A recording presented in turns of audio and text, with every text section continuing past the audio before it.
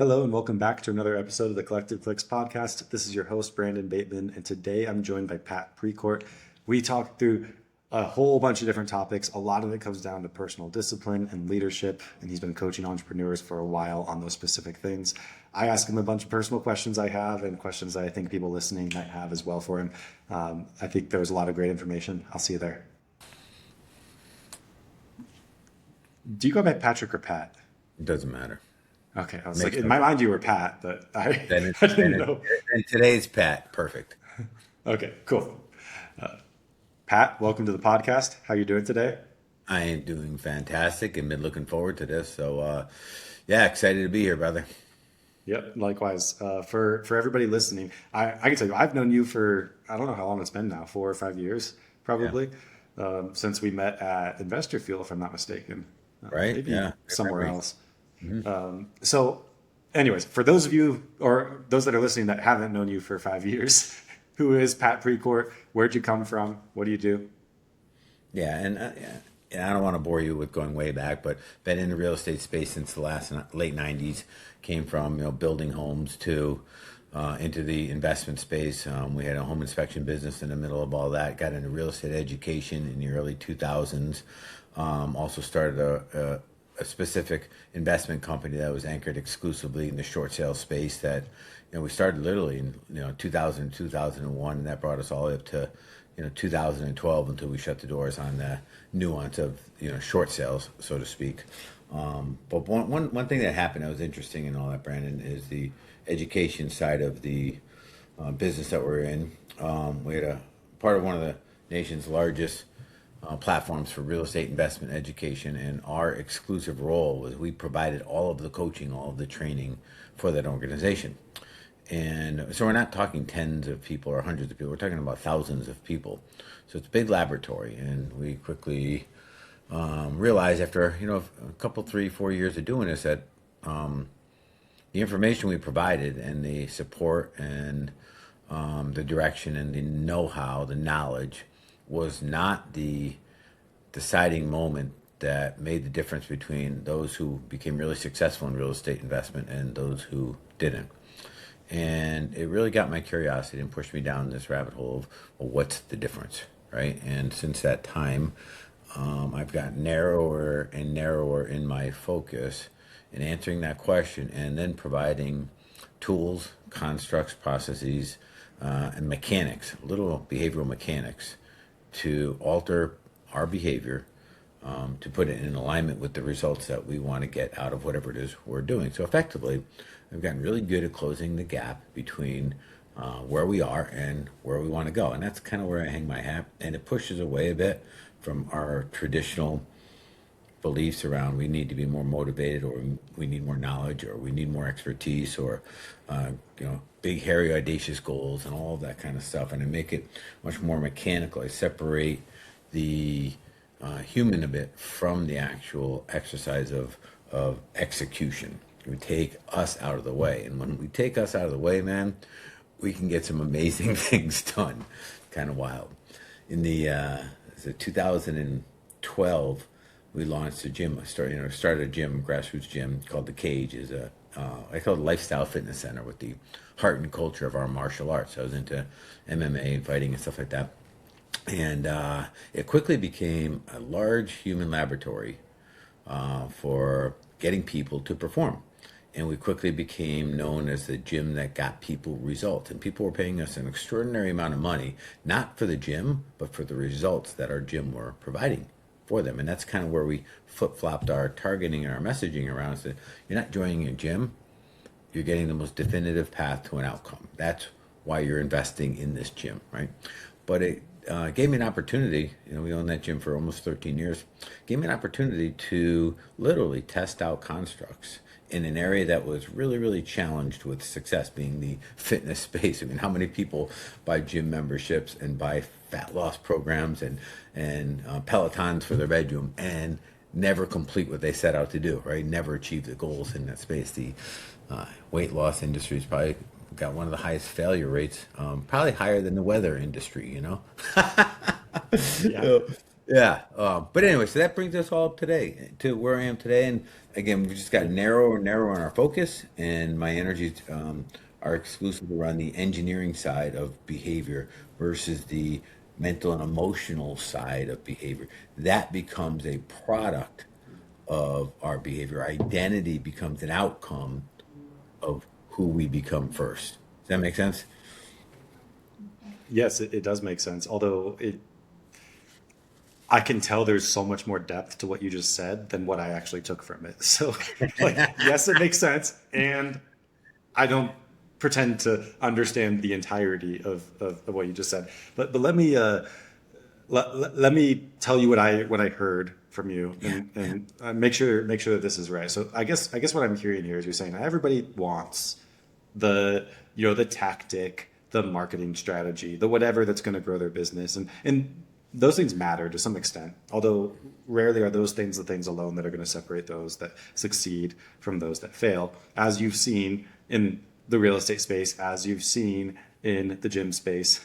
There's a lot of other components that contribute to those things, and the people who are performing or not performing, they often it sounds like, if I had to guess, the kind of stuff that you focus on isn't the kind of stuff that a lot of people are seeking out.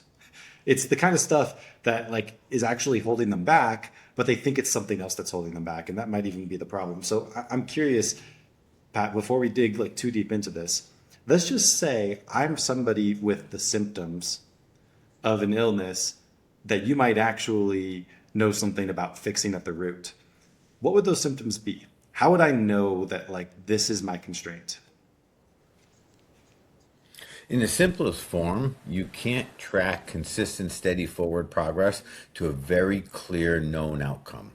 Week over week, if you were the COO of you and you required you report up to you with a progress report every week, you would not be able to show how the time, money, energy, effort, resources that you've spent this week moved you definitively towards a very well declared outcome. Now, you then argue, well, you don't understand. I did spend a lot of time studying and listening and practicing and preparing. That's another symptom. We get really busy in a attempt to avoid doing the hard work, the scary work, the things we know we should be doing, but for some reason we have resistance in doing them. So we come back over here and we get busy selling ourselves on the idea that, yeah, we need more of this so that we can do that. We need more of this so that we have enough information, intel, knowledge, expertise in order to do that. When in fact, what we really need oftentimes can only be gotten out of going first, doing the thing first. And that's where the true intel, the feedback loop begins. That's when we get the expertise that we were looking for. So to answer your question is, lack of progress is a symptom, straight up, or right out of the gate. Now, another one might be that you don't have, if I ask you, and I ask this to a lot of what you and I would consider leaders, Brandon, what do you want? I can't answer the question. And I'm not talking about superficial. I'm talking about deeply, like, why do you do this every day? What hill are you willing to die on? Would be another way of asking the real question. Like, what's the real reason why you do this? And a lot of people can't answer that. And that's another symptom. Because if we're not clear on where we're going and why we're going to it, it's out of the why that we get the fight, the passion, that fire in our belly. That ain't there. When the going gets tough, we'll tap. We're done. We're out. Because we don't have the fight to get through the hard part. We don't have the fight because we're not clear on the outcome, and because or as a result of not being clear, it means nothing to us. We're just showing up each day doing what we think they think we should be doing. We're playing the part, and this is the effect of being a spectator in a sport versus the player down on the field. The spectator looks a lot like the player. They talk a lot like the player. They know all the stats. They know all the other players. They may even wear the whole damn uniform, but there's nothing at risk. They're not down taking the chance, the big play, going for it, and therefore there's nothing to gain. You can't win being a spectator in life. And believe it or not, brother, a lot of people sit in that spectator place and they don't even realize it. They look the part, they sound the part, and they get up in the morning, they put on the entire facade, they say the right words, they make sure they're hanging around the right people, right? But they're still spectating in a sport that they'd love to be playing. But for whatever reason, they haven't gotten the courage to get back down on the field yet. Yeah, that's super interesting. Actually, as you're saying these things, I can tell you some of the first thoughts that come to my mind. There's even to notice the symptoms that you just talked about. There's a lot of self-awareness required there. Mm-hmm. It's interesting because being an owner of a business, you simultaneously have the most possible accountability because you're accountable to the free market. And at the end of the day, everything's going to impact your business exactly how you deserve to be impacted based on the actions that you took in your business. And in some ways, that's the ultimate form of accountability. But in the other ways, sometimes business is good and you're not doing good.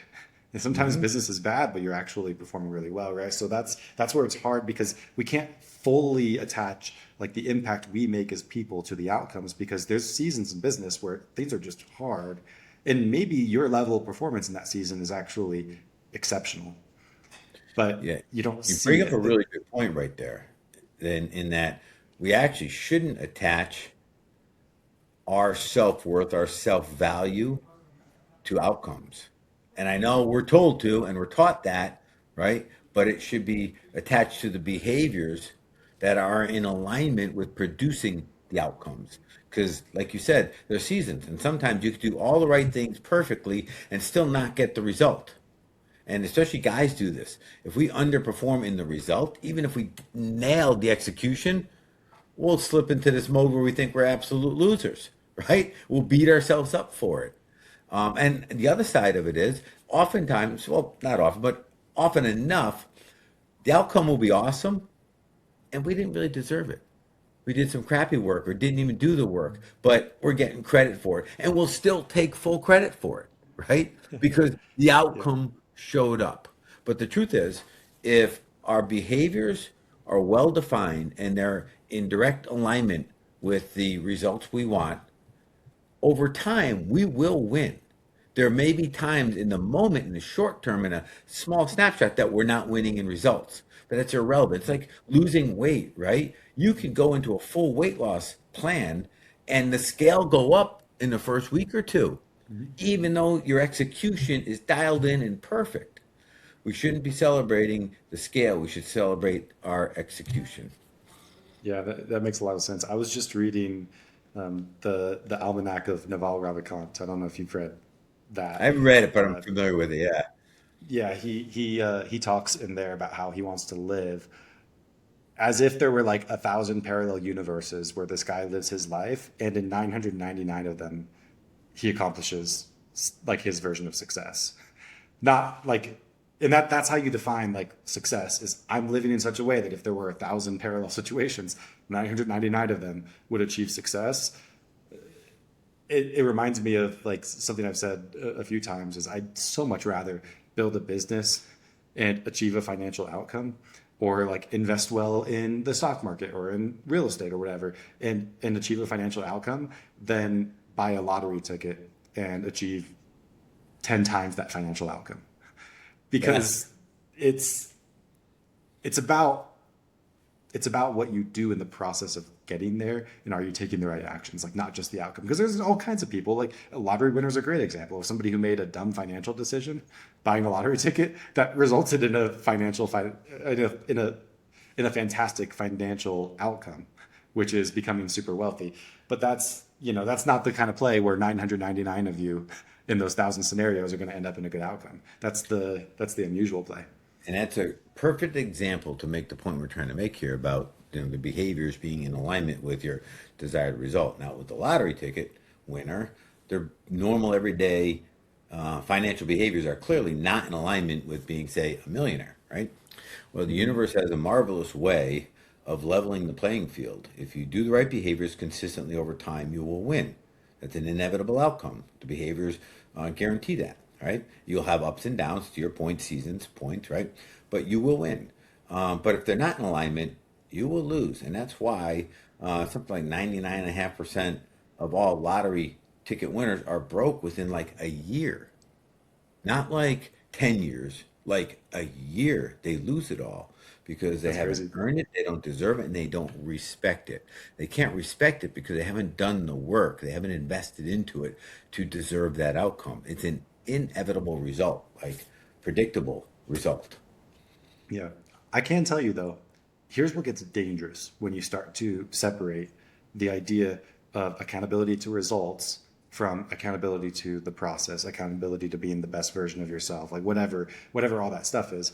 I mean, how many times has it happened in a company that you own where there's an employee who's not getting results for whatever reason, and it's so easy to say, well, but I'm doing the right things, but I did everything that I could do. Meanwhile, there's somebody else in an exactly same situation that is able to achieve double the result and is also doing everything they can do, but they're stretching, right? And they're finding like the right way to do the behaviors that actually do produce the outcomes. I guess what I'm saying is there's that ceiling of like what you think is everything you can do, and then there's that higher ceiling of what you're actually capable of. And they're totally different things. And if we're not holding ourselves accountable to results, in my mind, it feels like the biggest risk is that we start holding ourselves accountable to a standard that is actually lower than it could be because of that subjective accountability that we have. So how do you make sure that like while I'm fully on board with the idea of like let's do the right things, let's have the right behaviors, let's execute with discipline, and that's the right most important thing, how do we create that, how do we avoid that kind of mindset turning us into just a justifying lower standards kind of approach? Well, we have to accept, especially if you have two clear, objectively visible standards where one is not getting the result and one is, the statement that I'm doing what is necessary to get the result and you're not is inaccurate. Period. Now, that doesn't necessarily mean you know exactly what you should be doing, but you got to humble yourself to say that, hey, if I'm doing this every day, day after day, and it's continually not producing the outcome, it's not the right behaviors. So we have to get past our I know what to do and into I know it's not working and I have to recalibrate. Now, how do you recalibrate? You go talk to that dude who's getting it right. You go up to leadership. You go outside of you because the mind that got you in that space is not the mind that's going to get you out of that space. You need an outside force on you to alter your trajectory. That's a true story right there, you know? And that takes humility, that takes courage, that takes desire to want to level yourself up, which means you're not raising your ceiling, Brandon, you're raising your floor. And this is a big intersection that we have to understand. Picture your ceiling, what you're capable of, as having a fixed relationship with your floor, meaning the gap is the same all the time. Okay? The only way to raise your ceiling is not to reach higher, it's to elevate your floor. And your floor represents the lowest you go to under extreme pressure, duress, under stress and anxiety. Where do you land? What do you stand on? Because that's the real you. And this is the part that you see it a lot in sports, man. When players are pressed to their limits under extraordinary conditions, you get to see clearly who's who in those moments. In business, it's no different. And this could be simply making those, you're exhausted, you're fatigued, you're tired, you're mentally out of it, and you still make another 20 calls at the end of the day. It could be that little gap right there that separates you from the other person who has a much lower standard than you, that taps out much earlier. They tap out, well, they have justified reason. They put in a long day, they did the hard work, things didn't go their way. Yeah, it's okay to end the day now. They can justify it.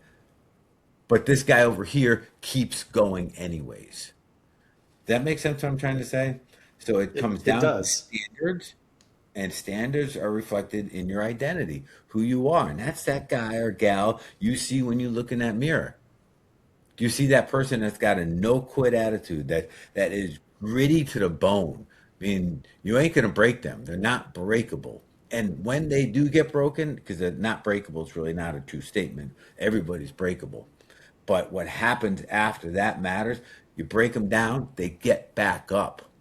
they're still in the fight versus the quitter who bails out at that point. And you know, no one's going to argue with them. They're, oh yeah, we see you got broken. That's yeah, it's legitimate to tap out at that point, right? It's the other one that keeps going anyways. That's what separates those two people that you described that seemingly are doing the same thing, but one's getting extraordinary results and one isn't. And again, it you got to humble yourself to that fact. You can't blame the economy, the results, the leads, the outcomes, the people around you, the knowledge, the support, your leadership. No, the answer is always in the damn mirror every single time. I'm curious, Pat.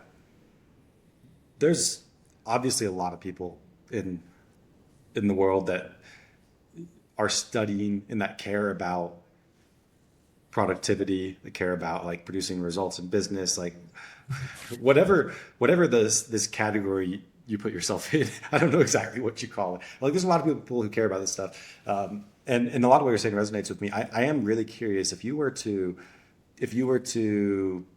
explain your unique perspective on this that you feel is actually different from a lot of those other people. You say people go wrong because they believe X, but I believe Y instead. What is it?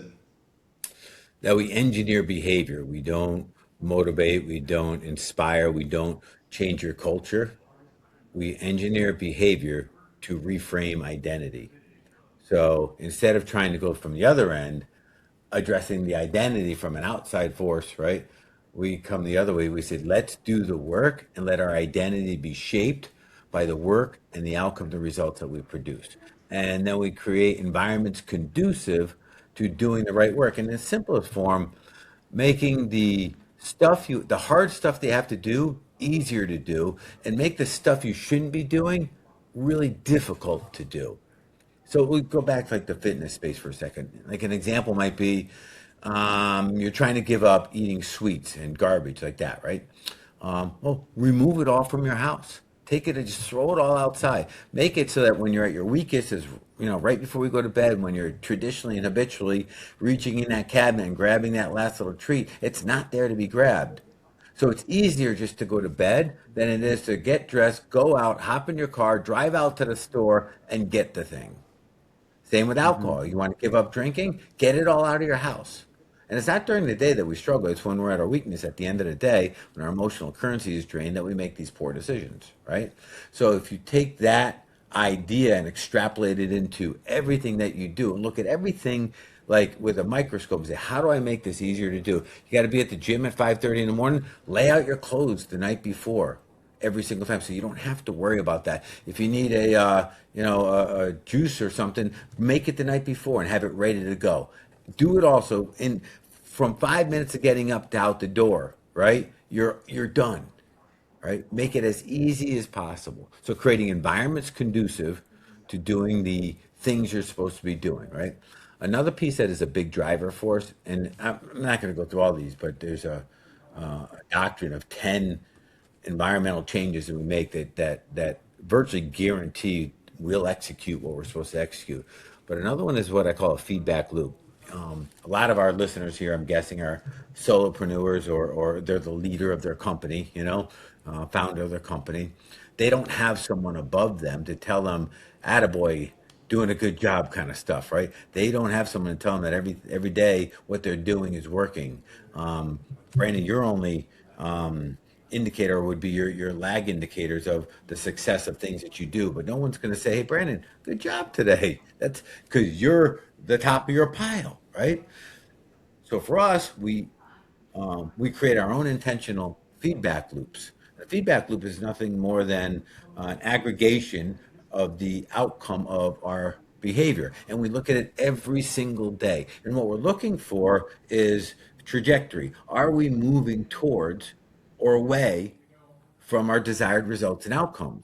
And when we can see that the work we're doing, as hard as it may be at times, is moving us towards our outcomes, our dreams, our goals, our desires, we get inspired, not motivated, inspired to do more. And when you're inspired, man, the world catches on fire. Like even if you're exhausted and fatigued at 4:30 in the morning, you got to get out of bed. You pop out of bed because you're so driven to keep doing more because you know every time every ounce of energy you pour into this, it's moving you closer to that thing. And you have this consistent feedback loop validating that for you. The other side of that, when we don't see that progress, whether it's happening or not, but we're not aware of it, we start finding reasons why not, and we start questioning it and doubting it internally, right? And it goes the opposite way. And this is just one example of creating structural engineered behavioral environments to produce results and reshape our identity, because it's out of the altered behavior that we become that person. You remember, you've heard this all your life, like I have: be, do, have. In order to have something we don't currently have, that goal, that dream, that outcome, we got to do stuff we're not currently doing. And in order to do stuff we're not currently doing, we've got to become the person to do them consistently, to enjoy and deserve the having aspect of the equation. And the identity is the becoming part. But I can't talk you into a new identity. You can't vision board yourself into it. I can't motivate you into it. You can't educate yourself into it. You've got to do the work, the action, and produce the outcome. Yeah, I love that. I do want to dig into like one particular thing. So, Yeah. how I see a lot of the stuff that you've said so far is this is the kind of thing that if you can execute it well, allows a person to be more aligned with their outcomes, allows them to be doing the right things consistently, all that kind of stuff. Um, let's talk about a really specific, hard change that a lot of people have to go through. And I'm bringing this up specifically because I know a lot of people in this podcast are dealing with this right now. And it's something I've dealt with and continue to deal with over time. It's something that most people who are business owners kind of deal with. Because I can tell you, when I first started in business, I got really good at being really disciplined of doing the things every day that are going to produce the outcomes I needed. And I basically became a workaholic, for lack of a better word, and just doing those things like constantly all the time, right? I would work harder than my competitors, and that's how I was going to beat my competitors. And I didn't mind that one bit, but of course, over time, it starts to drag on you a little bit. And then it's like it kind of felt to me, and still feels like to me, like a lot of those behaviors and that action orientation, I had to sort of unlearn to then become better at leading people and succeeding not with other people, but through other people, which was a big jump for me. Not like I've reached the end of the road there or anything like that. Like it's a continual journey, right? And it's something I have to remind myself every day that I succeed through other people, not despite them, not with them, whatever. Like I have to succeed through the people that I lead in the company. So help me understand how you would coach somebody through this transition. Like, let's just say they are, because the reality is most of the people listening to this podcast have very successful real estate investing businesses, and they've accomplished more than the vast majority of people will as far as business goes. They still have, you know how business works though, it's like on a log scale. Like every step is 10 steps forward beyond that, right? So that doesn't mean there's not a ton ahead of them, right? But it does change, and the same is true for me. I know that I have to be a different person to reach the next outcome. So I imagine a lot of these same principles can apply. It's like it's about just doing the right things that make you the right person. But how do you make that mental shift and understanding like a different frame with a little bit more patience, not just always action oriented, actually working through people instead of just being really productive yourself?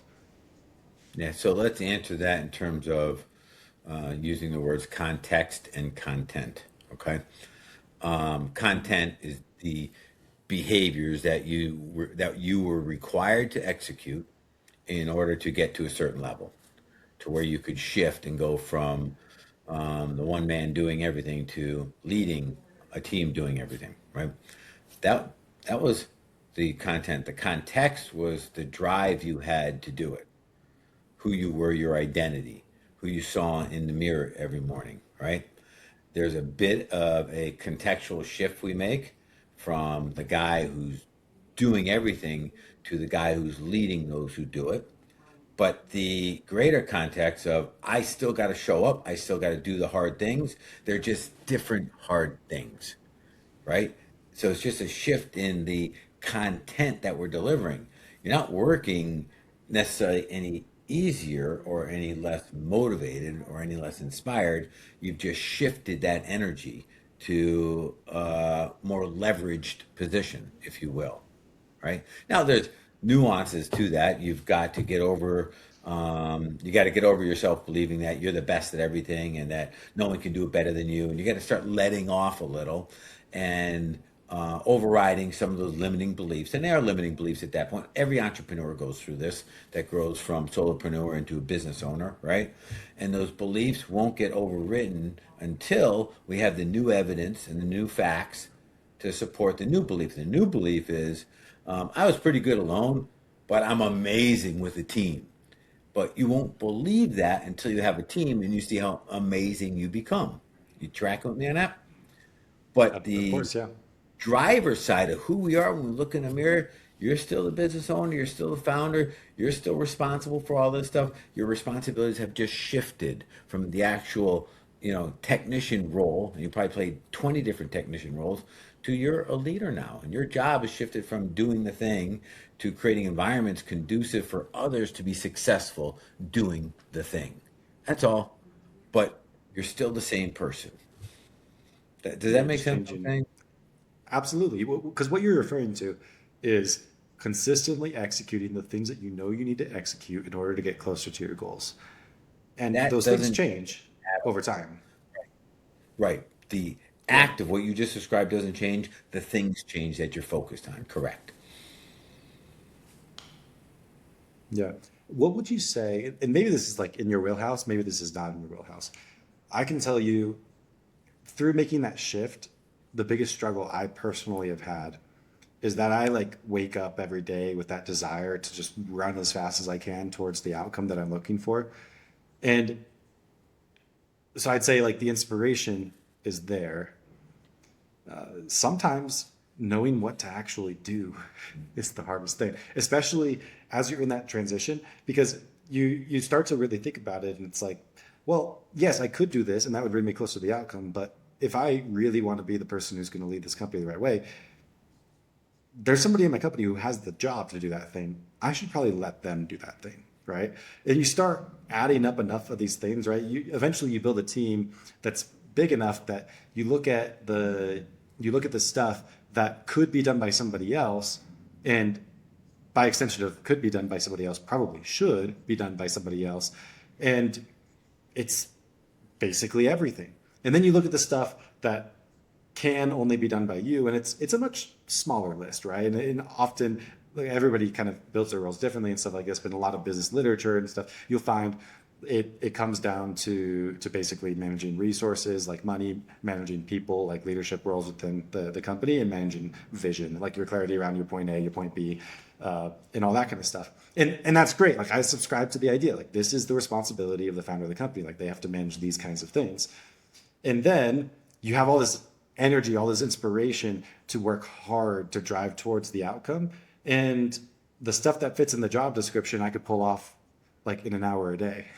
And I've still got another 7 hours to drive towards these outcomes. But I don't want to start undermining my team. I don't want to start doing the stuff that they should be doing and all that kind of stuff. So how do you, and again, maybe this is like outside of your wheelhouse, but I would, how would you talk to somebody who doesn't know what they should be doing, but believes they have the discipline to execute on it if they had clarity on what it was? So, and it's a great question because you're in a spot like a lot of other founders are who've then elevated themselves into having a team beneath them. The team's doing everything. And they're like, man, I got nothing to do. We're cruising, we're moving every day, we're tracking in the right direction. And I have the skills to do what they're doing, but I've already agreed they're going to do it. What do I do? And like you said, you have an hour of work to do that's on your plate. Now what? Right? Yeah. So have you ever considered that the hour of stuff to do And that's, your whatever role, whatever that stuff is, right? That's not your main role today. That's just a piece of your main role is to lead.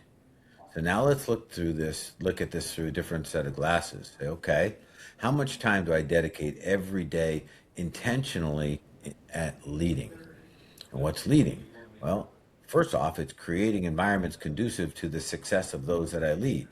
So every day, we should be looking at ways to better the environment for the success of those that I lead. Because that small investment and effort is then magnified by each and every person that you're leading, right? Making their world easier, more streamlined, more clear, to do what they do to work towards the bigger goal and outcomes. That would be one part. Another part would be how clear are we in our vision and our mission for the team. And if I evaluated every member on the team and said, what is our number one mission?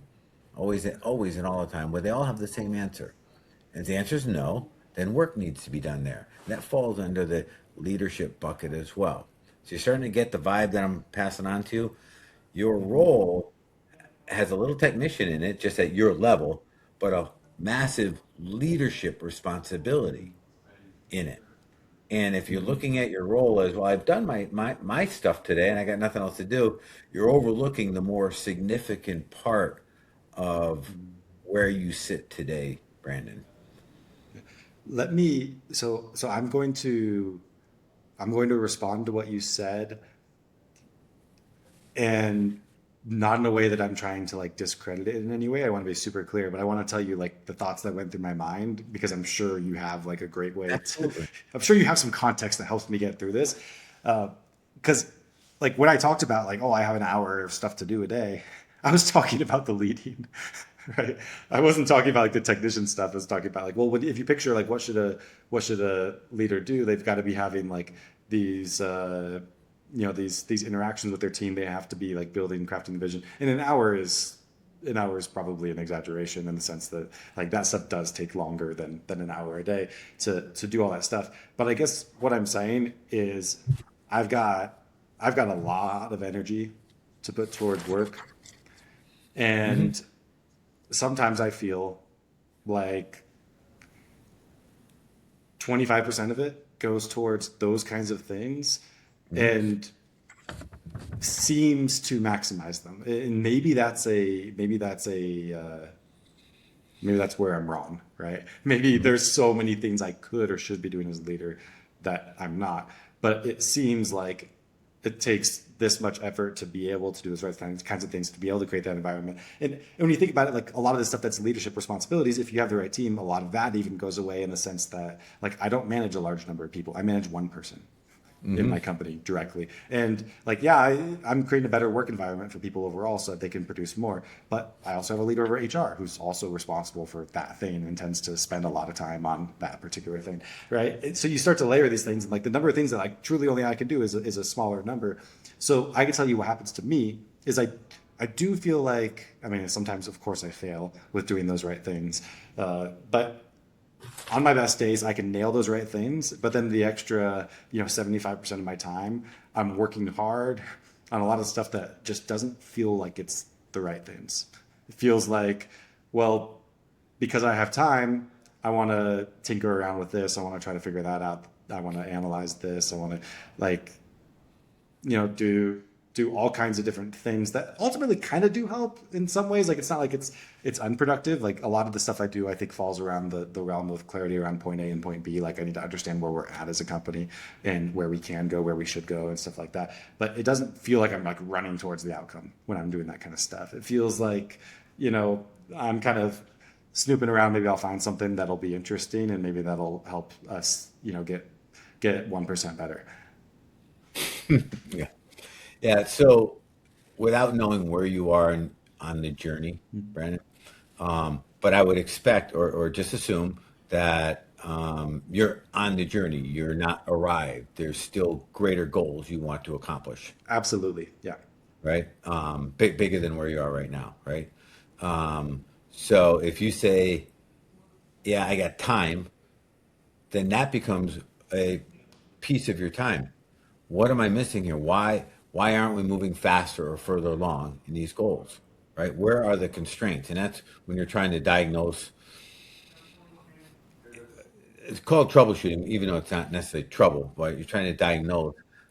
There's a format for looking at where our constraints are. And you may find the constraints with you in that your level of thinking right now. And I'm not saying, I'm just giving you an example that you feel based on where you are. This is the limitation of, who you should have on your team and how big you can go and the space or the speed at which you can operate.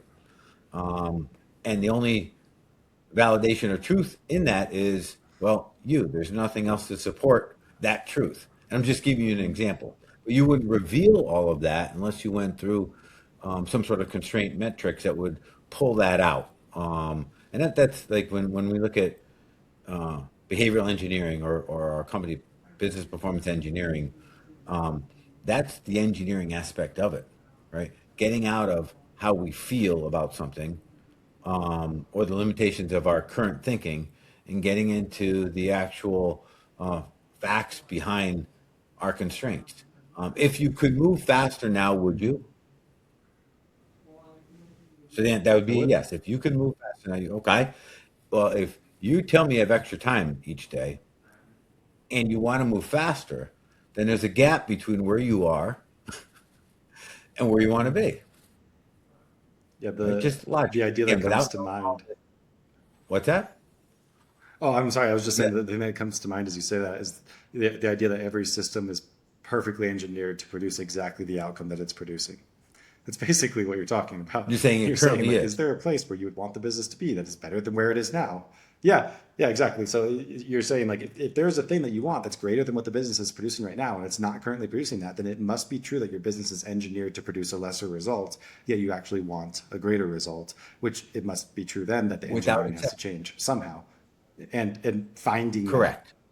finding that gap becomes the task. And the hardest part of that is us because we know what we know, we don't know what we don't know, and we have a certain beliefs. And a business, and I know you know this, but it's worth saying, right? A business can't outperform the leadership lid of its leader, you. And I'm not saying this in a derogatory or judgmental way, just speaking in general, because every single business constantly hits these thresholds. And until we're willing to challenge them and figure out, say, okay, I don't even know what I don't know, and I'm open to exploring that, right? We won't be able to get past it because the mind that got us here can't get us there. We need something outside of us to alter our trajectory that we're in right now. Now, you sound like you're in an amazing spot. You have a decent, healthy business that has freed you up from firefighting every day. Awesome. You're in a perfect spot to explore this, and you run up against the threat of complacency and comfort, which is the absolute greatest threat a business owner can be put up against, right? Be confronted with. In that, once we get a little comfortable, we get complacent, and then once we get complacent, we may think we're still growing, but it's really stopped. We may even find some metrics to show that we're growing, but that's not always the truth. And then we switch into, well, if I'm comfortable, I don't want to lose it. So we protect it. And how do you protect comfort? You reduce risk. How do you reduce risk? You don't do anything new. You stay the same. See how quickly we can trick ourselves into not having the same growth that we had a few years ago when we said, you know what, I know what I want. I'll figure it out along the way. I'm going to go for it. See the difference there? Yeah, yeah. The idea of complacency and how it leads you basically to take less risks is really interesting. It's also interesting, like this is I apologize for anybody listening that this has turned into like Brandon's therapy session. But maybe I'm hoping there's some similarities between like some of my own curiosities and those that other people listening to this have. How do you balance the idea of like, for me, you are right that the fear of loss is a real thing in business. I think probably, at least for myself, when something goes well, you start to think, well, do I want to grow? Yes, but like what I really don't want is to go backwards, because I've been there and I don't want to go there again, right? So it starts to feel like more important to not go backwards than it does to actually go forwards.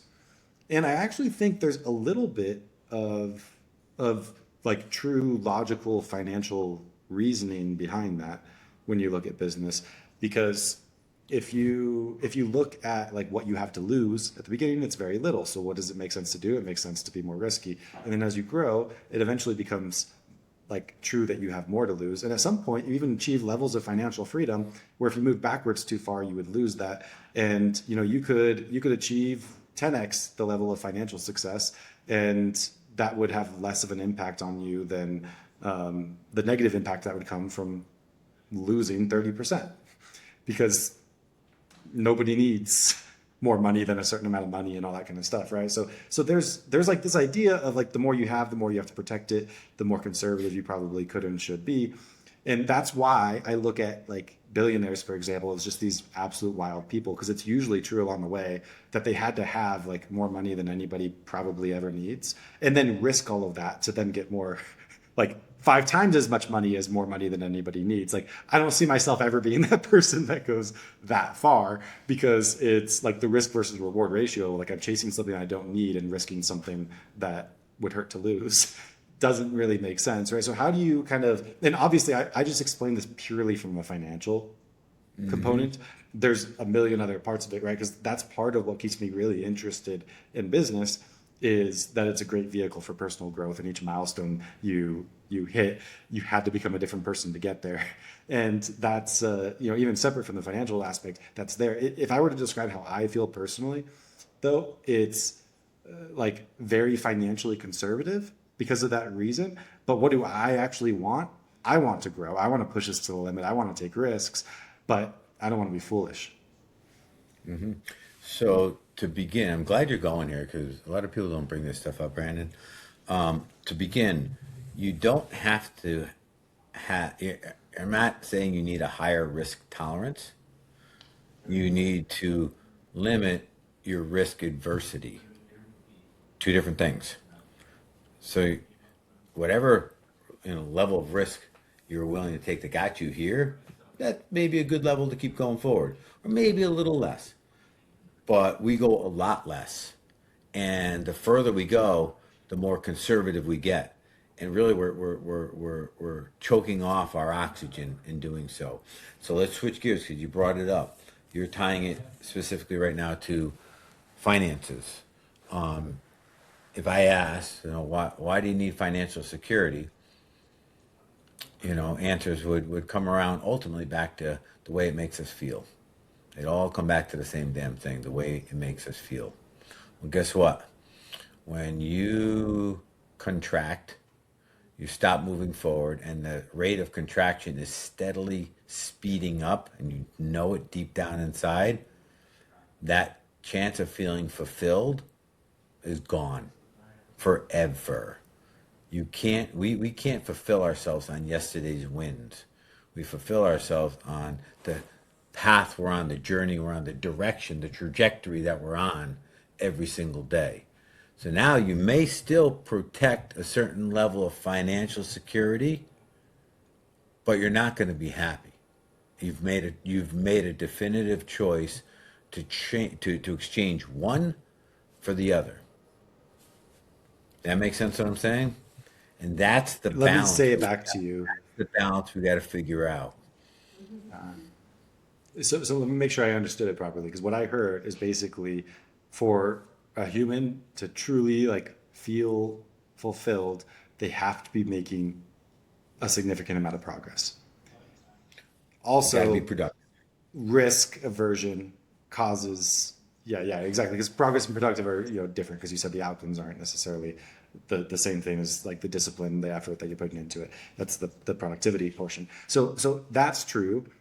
And it's also true that at a certain level of business, you start realizing that you're playing with it feels like you're playing not like with fire, but like, with massive explosives, right? Because there's a lot of like the further you grow in business, the more you have to lose. And that's always true. And but you're saying if you let that get in your way, then you actually risk not being fulfilled. And the best way to like it's not like you shouldn't like start to shift a little bit towards this protective mindset over your assets and things like that. But if you go too far that direction, you're not going to feel fulfilled anyways. And the whole reason you want that security is just to produce this feeling anyways. So it's like you have no choice, but you have to keep going. It's the only way to get to the actual best outcome for you. That's pretty much in a nutshell. And there's of course nuances inside of that, right? But we find self worth, self value out of production. That's just human. That's why you can't give something to someone and then feel good about it. It just doesn't work that way, you know? Now, to be fair to the conversation, and I don't want anybody to think that like this is the green light to go out and be reckless or anything like that. It's not. Let's appreciate though, if God forbid something happened, Brandon, today and you lost everything, that wouldn't put you back 10 years. It put you back months, not years, because of who you have become. Let's go back to the identity part, right? We get to do the things and have the things because of who we are. Now, when you started, you weren't that person. So it took a lot of heavy lifting consistently over time to get where you're at. But if you stripped it all away, guess what, brother? You'd get it back. And that's the part we got to keep in mind too, to hedge against some of our, our kind of like internal fears of losing it. We're not the same person that we once were, right? We're a different human being right now. And part two, the likeliness of you ever losing it all is pretty damn slim. As a matter of fact, you could protect against that by putting some of this stuff over here and saying, okay, but in the business, we're going for it, knowing that if things blew up, you still got this and you still got this. And you do it again. Doing something different or the same wouldn't matter. But we sell ourselves on the fear base of the equation. Remember, fear is all anchored in one thing and one thing only, just not knowing.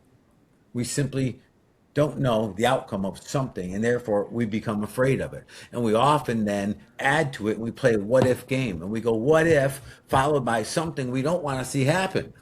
We play out the worst case scenario. What if this goes really bad and I lose everything?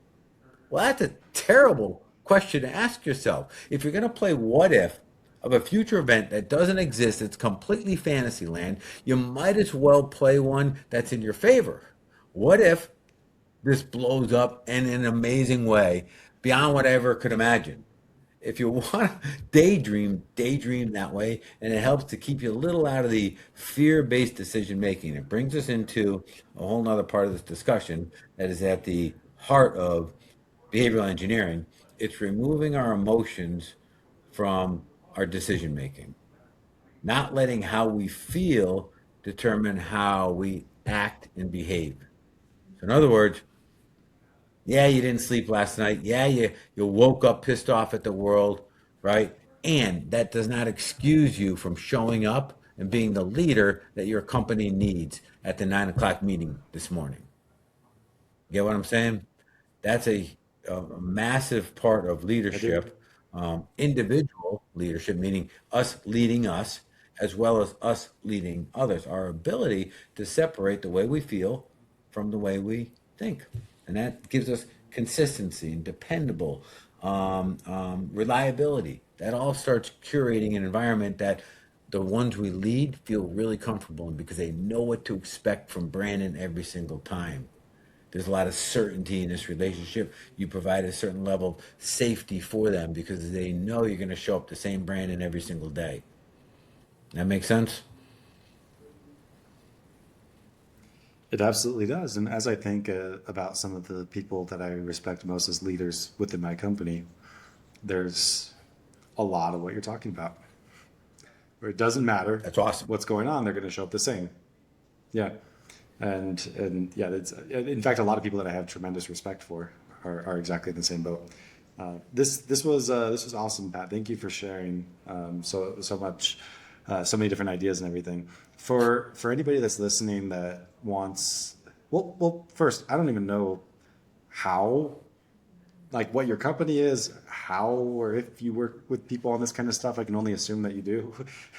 I've only just kind of known you like personally for all these years, and I don't know too much about your company. But is there a case where it'd be appropriate for somebody to reach out to you, and how would they do that? Yeah, so a lot of what I talk about doesn't get talked about enough, Brandon. So a lot of it is somewhat conceptually new, right?